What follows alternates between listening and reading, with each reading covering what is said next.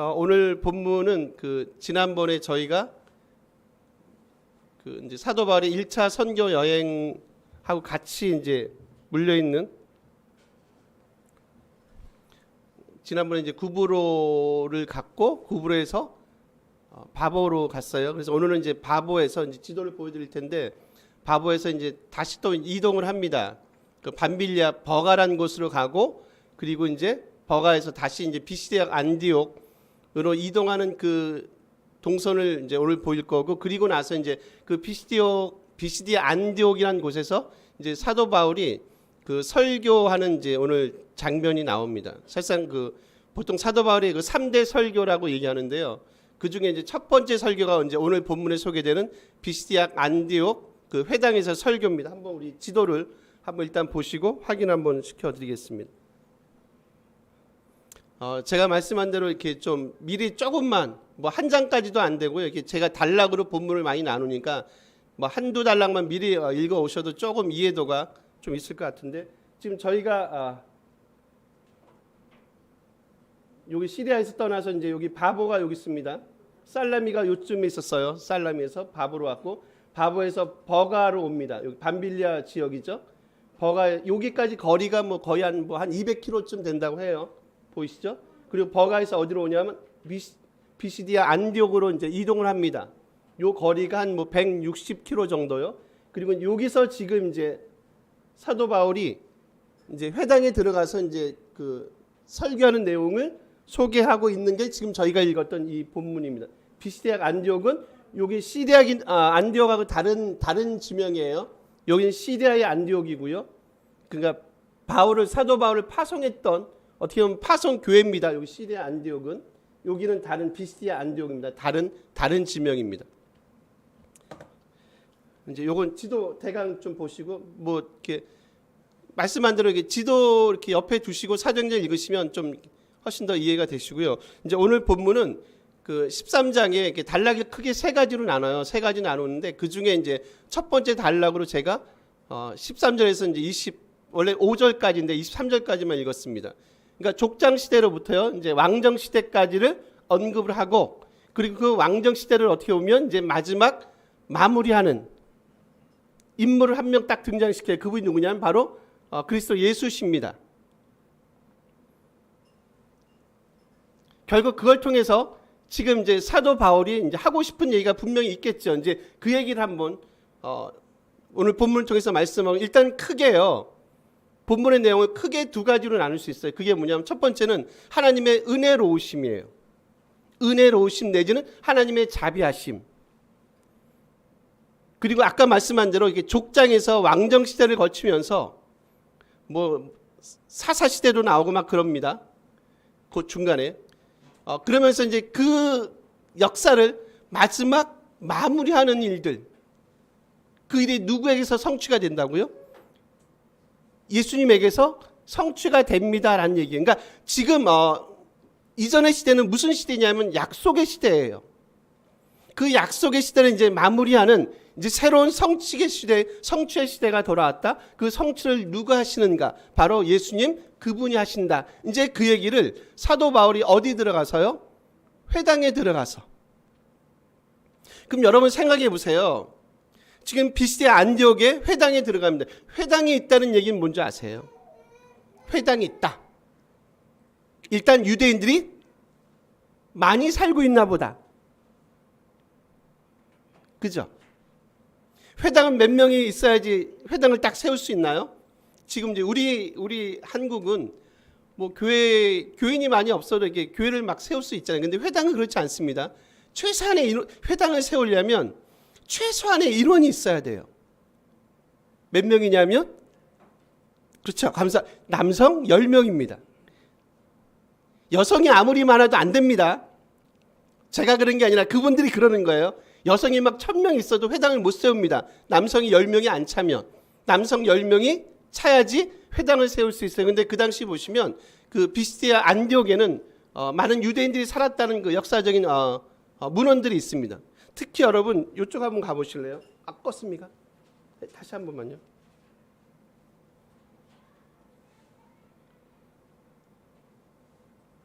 여기 이제 버가에서 비시디아 안디옥을 걸쳐서 갑니다. 아까 한 160km쯤 된다 그랬어요. 여기 우리 13절 한번 가보실래요?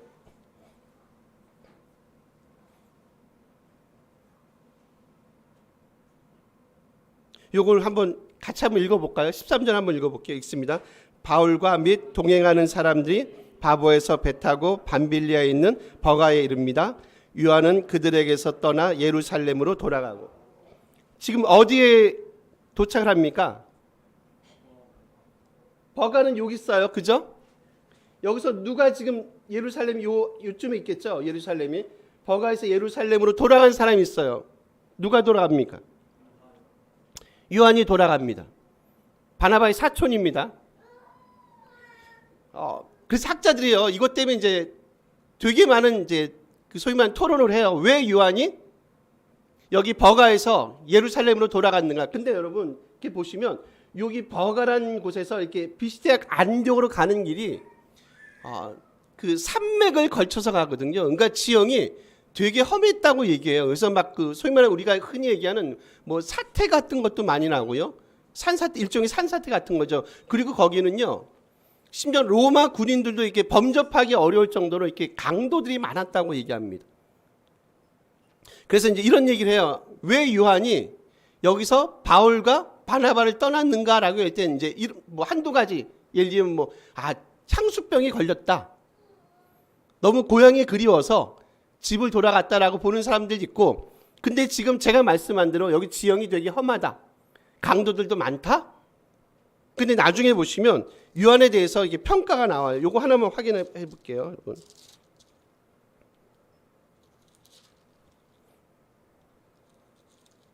여기죠? 예.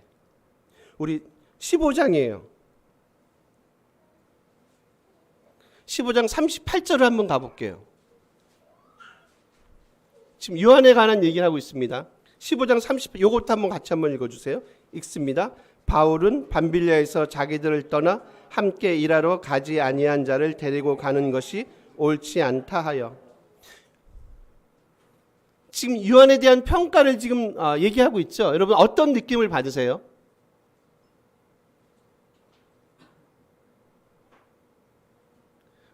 약간 부정적인 뉘앙스를 갖지 않으세요? 그러면 이제 향수병 같진 않아요. 아마 길이 험하고 하니까 요한이 여기서 자신이 없었던 것 같아요. 약간 부정적인 뉘앙스를 많이 갖습니다. 야, 그 친구는 거기 버가에서 우리를 떠났잖아. 근데 그 친구를 또 데리고 간대요. 야, 그건 아닌 것 같아. 그건 아닌 것 같소. 누구는 어떻게 합니까? 누구는 다시 예루살렘으로 돌아가고요. 누구는 그 거친 산맥을 지나서 강도의 위험을 안고서라도 지금 어디로 갑니까? 비시디아 안디옥으로 들어가요. 이유는 딱 한 가지죠. 뭡니까, 여러분? 하나님의 복음을 증거하기 위해서, 전하기 위해서. 한번 생각해 보세요, 여러분. 회당에 들어갔다고 얘기했습니다. 회당은요, 일단 어떤 곳이냐면, 일단 유대인들이 모여 있고요. 그리고 유대인이 아닌, 소위 말하는 이제, 다른 그 이방인들도 같이 모여서 거기서 성경 말씀을 이제 듣고 배우는 곳입니다. 근데 여러분, 약속과 성취라는 관점에서 한번 봐보세요. 약속과 성취입니다. 회당에서 당연히 구약의 율법들을 배우겠죠. 듣겠죠. 그 회당에서 듣고 하는 것들은 여러분, 약속의 시대입니까? 아니면 성취의 시대를 살아가고 있습니까? 당연히, 다시요, 더 쉽게요. 지금 아직 모는 오지 않은 거예요. 아직 모는 못 본 거예요. 성취를 맛보지 못한 거예요. 아직 옛것에 속해 있는 거 아닙니까? 그렇지 않으세요? 그러면 지금 뭐를 기다리는 게 맞아요? 새 것이요, 새 것. 그럼 지금 어디의 삶을 살아가고 있어요? 그림자의 삶을 살아가고 있는 게 맞다면 아직도 여전히 어디에 사로잡혀 있어요? 구약의 율법에 사로잡혀 있다고 보시면 지금 회당에 갖고 와야 될 새로운 패러다임이 있어요. 이제 뭘 봐야 돼요? 새 것을 봐야 돼요. 그리고 이제 약속보다는 뭘 봐야 돼요? 성취를 봐야 돼요. 즉 그 얘기는 뭐냐면 이제는 옛것을 벗어버리고요. 이제 새것으로의 전환을 필요로 하는 것이 어디입니까? 철저하게 회당이에요. 회당. 그래서 그곳에 복음이 선포되어질 때 그 복음을 듣고 그 복음 안에서 새롭게 변화되는 일들이요. 일들이 사실상 회당 안에서 일어나는 게 맞거든요. 왜 그렇다고요? 회당에서는 옛것을 가르치잖아요. 당연히 이제 옛것은 새것에게 자리를 내주는 게 맞지 않습니까? 그림자는요, 실체에게 자리를 내주는 게 맞지 않습니까?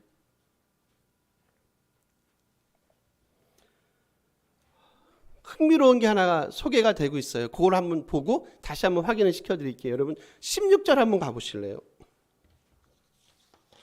요거 한번 같이 한번 16절도 한번 읽어주겠습니다. 바울이 일어나 손짓하며 말하되 이스라엘 사람들과 및 하나님을 경외하는 사람들아 들으라. 지금 몇 부류의 사람들이 회당에서 지금 바울의 말씀을 듣나요? 두 부류의 사람들 맞죠? 이스라엘 사람들입니다. 누굽니까? 유대인들이에요. 그리고 누구예요? 하나님을 경외하는 사람들은 일단 누가 아닙니까, 여러분? 이들은 이스라엘 백성이 유대인이 아닙니다. 그러니까 이방 땅, 지금 이방 땅이잖아요. 안디옥이라는 곳이 이방 땅입니다. 이방 땅에서 지금 유대적인 삶의 양식을 본 거예요. 제가 지난번에 설명 한번 드렸어요. 하나님을 경외하는 사람들 누구냐면 이방인이다. 근데 이 사람들은 뭐의 매력을 많이 느낍니까? 유대인들의 삶의 방식의 매력을 많이 느꼈던 사람. 야, 저 사람들은 꽤 괜찮은 것 같아. 사람들이 되게 젠틀하고 또 회당 가니까 먹을 것도 많어. 예를 들면. 그리고 보니까 사람들이 이렇게 하는 것 보니까 그러니까 말하는 거하고 삶이 되게 일치하는 삶을 살아가는 것 같아. 그리고 다른 종교를 믿는 사람들은 되게 난삽하고 되게 방탕한 삶을 살아가는데 이 사람들은 꽤 나이스라고 그 소위 말하는 유대교의 종교의 매력을 느껴서 개종하지는 않은 겁니다. 개종하지는 않았지만 그 유대 예배에 참여하고 율법을 듣고 하는 사람들, 그 사람들의 성경은 뭐라고 얘기하냐면 하나님을 경외한다 내지는 하나님을 두려워한다라고 얘기해요.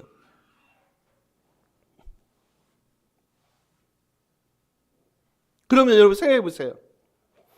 누가 더 일단 전통적으로 보시면 누가 더 말씀에 익숙한 사람들입니까? 유대인입니까? 하나님을 경외하는 사람들입니까? 유대인이에요. 그럼 사도 바울이 설교를 할 때 훨씬 더 이 말씀이 더 잘 이해가 되고 훨씬 더 이 말씀에 정말 그렇구나. 우리가 옛세대에 살고 있었구나. 우리가 그림자의 세대에 살고 있었구나. 근데 이제 새로운 시대가 왔구나. 이제 실체가 왔구나. 맞아.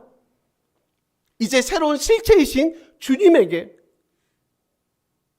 우리의 믿음의 모든 것을 던지는 게 그게 맞지 않는가라고 고백하는 부류는 하나님을 경외한다는 사람들보다 오히려 누가 더 그런 고백을 하는 게 맞습니까?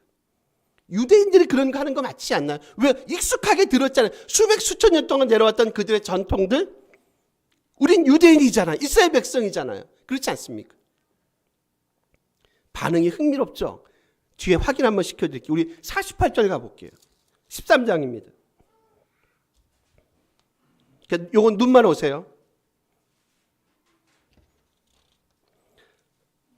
이방인들이 듣고 기뻐하여 하나님의 말씀을 찬송하며 영생을 주시기로 작정된 자는 다 믿다.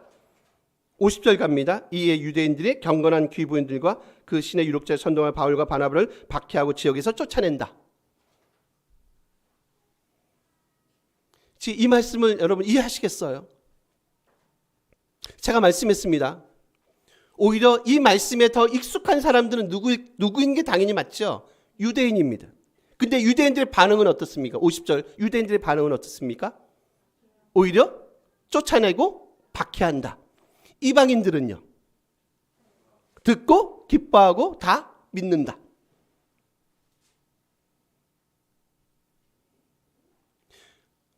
여러분 두려운 게 뭔지 아세요? 예수를 오래 믿고 성경을 잘 알고 하는 게 저는 다시요. 예수를 오래 믿고 성경을 난 잘 알아. 막 그런 것들 때문에 그게 이제 우리의 자랑이 될까 봐 저는 이제 그런 것들이 두려운 거예요. 오늘 본문을 보면 그런 것들이 두려워요. 나는 안 해본 게 없어. 성경 공부는 다 해봤고 꽤 괜찮다는 교회들은 다 다녀보고 꽤 괜찮다는 유명한 목사님들 설교는 다 들어봤고 이제 제가 이럴 때 이제 써먹는 아주 훌륭한 영어가 하나 있습니다. 제가 이걸 은퇴를 해야 될 때가 된. So what? 그래서 어쨌다는 거냐? 그렇게 다 해봤는데 그래서 어쨌다는 거냐? 정말 그 말씀을 듣고 기뻐하는 그런 삶이 우리 가운데 있는가? 아니면 여전히 우리 마음은 마치 누구처럼요, 옛것에 사로잡혀 있고 여전히 그림자에 사로잡혀 있는 유대인들처럼 우리는 우리 마음속에 전혀 감사와 기쁨의 흔적들을, 그런 것들을 만약에 느끼지 못한다면 우리가 유대인들과 다를 게 뭐가 있냐는 거예요. 저는 그런 실천해 보는 거 되게 중요한 것 같아요. 오래 다니고 이것저것 다 해보고가 중요한 게 아니라, 정말 이 말씀이 내가 여전히 옛것에 사로잡혀 있는, 그래서 주님의 은혜가 필요한, 이제는 내가 새고 새로의 전환을 해야 되는, 나는 누군가가 필요한, 주님의 은혜가 필요한 많이 연약한 사람이구나 라는 것을 인식하고 늘 주님 앞에 가까이 가려고 하는 그 몸부림들이 우리 안에 있지 아니하면, 우리가 오래 예수를 믿었습니다, 우리가 교회 생활을 많이 했습니다, 내가 어디에 속해 있습니다, 내가 어느 프로그램을 내가 다 마쳤습니다 라고 말하는 것이 과연 우리에게 우리 삶에 무슨 유익이 있겠는가라는 겁니다. 이제 감사한 건 그런 것 같아요. 저 같으면 버렸을 것 같아요. 그런 네 가지가 없는 인류를 저 같으면 버렸을 것 같아요. 근데 주님은 끝까지, 그럼에도 불구하고 주님은 끝까지 우리를 끌어안으시는구나. 우리 대부분 이제 부모님들이 많으신데, 이제 자식들 생각하면 이제 그래요. 자식들 생각하면. 천상 뭐 또 시비 걸 만한 우리 학생은 또 우리 반석군밖에 없는데, 제가 뭐 마음에 많이 안 들죠. 어제도 늦게 들어오시고, 그제도 또 오랜만에 친구들 만나시고, 이제 집사람은 그런 얘기하지. 저걸 확 버려버려? 어떻게 버려요, 내 새끼를? 그죠? 그래도 그래도 이쁜데 내 새끼를 어떻게 버리겠습니까? 여러분 한번 보세요. 우리 18절 한번 가보실래요? 한번 요거 같이 한번 요건 읽어주실래요? 읽습니다. 광야에서 약 40년간 그들의 소행을 참으시고, 그들의 소행을 광야 동안에 뭐 했다고 얘기하십니까? 참았다라고 얘기해요. 참다라는 단어를 하나 소개해 볼게요. 트로포포레오란 단어예요. 트로포포레오란 단어예요. 이게 뭐냐면 누군가의 버릇이나 태도가 되게 나빠요. 버릇도 나쁘고 태도가 나쁜데 그것을 끝까지 견디고 인내하고 참는 것, 이라는 것들을 설명할 때 쓰는 단어가 이 트로포포레오란 단어예요. 요즘은 이제 좀 우리 도준 씨가 여기서 참고로 이제 또 방송 듣는 분을 위해서, 우리 도준이란 저분은 지금 현재 나이가 7세십니다. 수요일에 교회 오면 제 엉덩이를 그렇게 때렸어요, 저분이. 제가 거의 할아버지 뻘 되는 거 아니에요? 이놈이 와가지고 계속 뒤에서 저를 엉덩이 때려. 야, 너 왜 그래? 왜 도대체 나를 괴롭히는 거야? 이쁘잖아요. 이뻐요. 그죠? 너 그러면 안 돼. 목사님 그렇게 하면 안 돼. 이러면, 그러니까 이놈이 막 요즘은 좀 덜해요. 한동안에 얼마나 뒤에서 저를 막 앉아있는데도 막 때리고 막 그래요. 이제 지금 요 단어를 한번 이렇게 적용시켜 보세요. 누군가의 버릇이나 태도를 참고 견디다. 그렇다고 제가 도준이한테만 너 가만두지 그러지 않거든요. 이쁘잖아요. 버릇은 없는데 이쁘거든요. 마치 하나님의 마음이 그런 거 아닐까? 근데 만약에 제가 진짜 이것을 참지 못하는 거야. 이놈이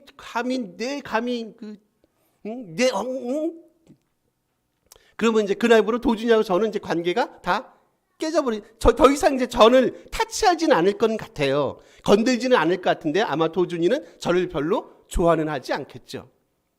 근데 되게 좋아하는 방식이 폭력적이에요. 지금 누가 그랬다고 여러분? 하나님이 그러신 거예요. 40년 동안, 아니 그 이상의 시간들을 뭐 한 거예요? 그냥 야 너희들은 참 희한한 백성들이야. 과거 40년 동안에 내가 얼마나 너희들에게 엄청난 것들을 많이 보여줬잖아. 불평할 때마다 원망할 때마다 내가 얼마나 많은 것들을 너에게 줬니? 그럼에도 불구하고 그들의 삶은 어때요? 늘 늘 원망과 불평밖에 없어요. 받은 건 생각하지 않는 거예요. 내가 얼마나 많이 받았는데, 내가 얼마나 하나님의 은혜로 지금까지 살아왔는데. 제가 목요일 날 그 새벽 예배를 못했습니다. 이제 저희 가까운 저희 누님이 좀 안 좋은 병에 좀 있으셔서 이렇게 차로 해줄 사람이 없는 거예요. 그래서 제가 이제 단독방에 올렸습니다. 그래서 갔는데 가니까 진짜 그러더라고요. 이렇게 병원 가시면 알잖아요. 거기 이제 여성 쪽에 관련된 그쪽이거든요. 저희 누님은 이제 60 한 중반 되셨으니까. 근데 젊은 처자들도 있더라고요. 여러분 아시죠? 병원 가시면 꼭 느끼는 거 있잖아요. 우리가 건강이라는 게 지금까지 내가 건강하게 있는 거 참 감사하구나. 그런 거 다 누구나 다 느끼지 않습니까? 진짜 또 느껴봐요. 건강이라는 거 감사한 거구나.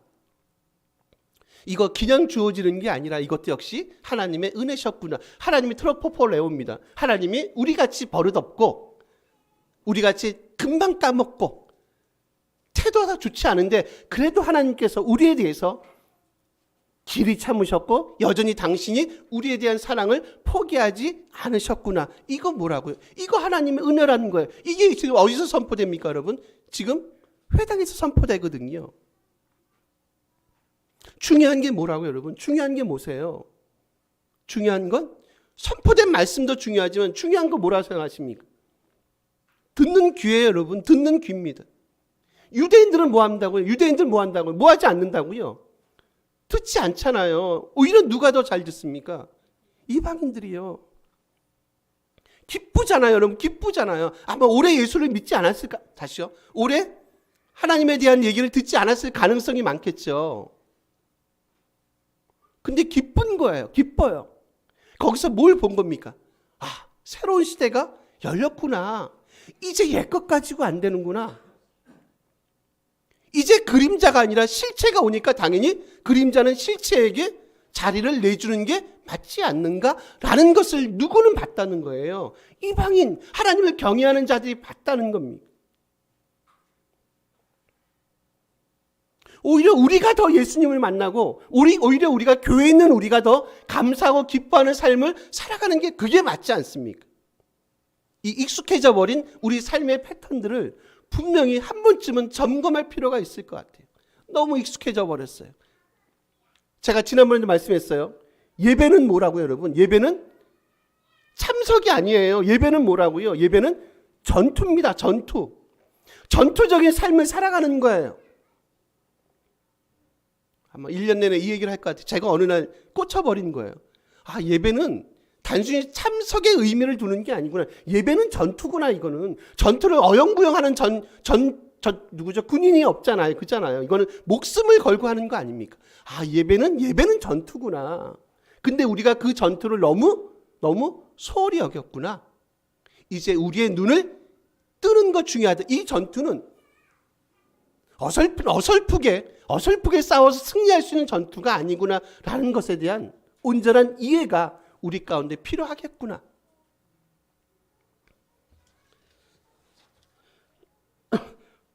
우리 22절 한번 보실래요? 이거 같이 한 번만 더 읽어주세요. 읽습니다. 피하시고 다윗을 왕으로 세우시고 증언하여 이르시되 내가 이새의 아들 다윗을 만나니 내 마음에 맞는 사람이라 내 뜻을 다 이루리라 하시더라. 여러분, 이스라엘 백성에게 다윗은 당연히 가장 위대한 왕입니다. 근데 역시 다윗도 어디에 속한 사람인가요? 다윗도 옛것에 속한 사람이에요. 그러니까 다윗이 진정한 성취를 갖고 오지 못해요. 그렇게 유대인들이 다윗을 위대한 우리의 왕이셔, 통일 왕국을 이뤘어라고 칭찬하고 자랑하고 쫓아가야 될 삶의 모델로, 샘플로 그들이 숭배를 해도 다윗 갖고는 안 되는 거예요. 그래서 흥미로운 단어를 하나 소개시켜 드릴게요. 여러분, 다윗을 왕으로 세우시고라는 단어가 있죠. 이게 에게이로라는 단어를 쓰는데요.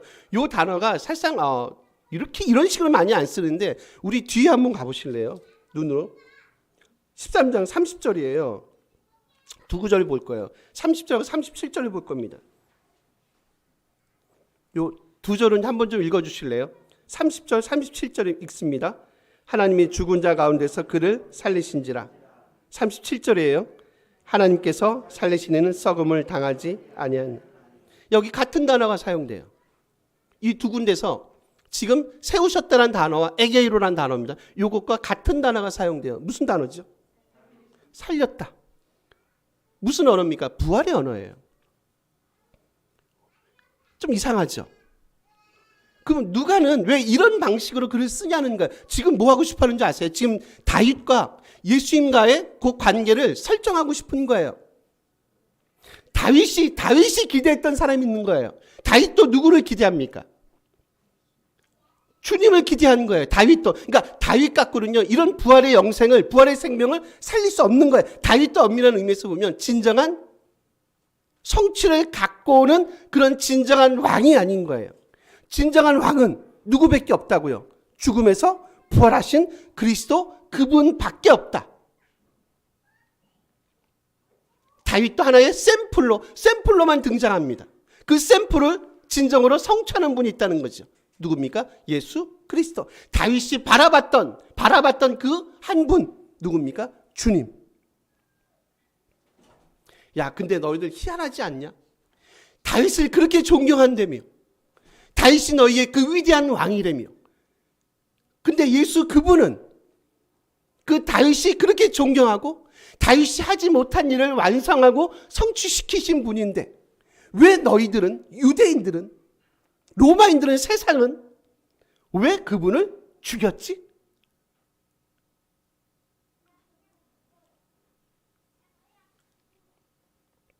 좀 믿음의 안목을 좀 저희들에게 요청하지 않습니까? 다윗이 기대했던 그분을 왜 너희들은 죽였냐는 거예요. 너희가 다윗을 그렇게 위대하게 보는데, 근데 다윗도 기대했던 왜 그분을 너희들은 왜 죽였냐는 거죠. 왜 너희들은 믿지 못하는 거예요. 왜 성취신 그분을 너희는 왜 믿지 못하지? 감히 다윗과 예수님 그분이 비교가 되겠습니까에 대한 거 아닐까요, 여러분? 비스디 안디옥의 설교는요, 제가 말씀드린 두 가지 크게 중점을 두고 있다고 했어요. 이 모든 것이 하나님의 은혜고 신실하심에 근거합니다. 그분이 만약에 참지 않으셨으면 우리가 지금 이곳에 없었을 겁니다. 또 하나는 뭐예요? 우리의 옛것을 이제 새 것으로 바꾸시고요. 우리의 그림자를 실체로 바꾸시는 분이 있습니다. 그 성취하시는 분이 있습니다. 누굽니까? 그리스도 그분이십니다. 여러분, 이제 여러분의 눈을 이제 옛것에서 어디로요? 이제는 새 것으로, 성취로 우리의 눈을 바꾸셔야 됩니다.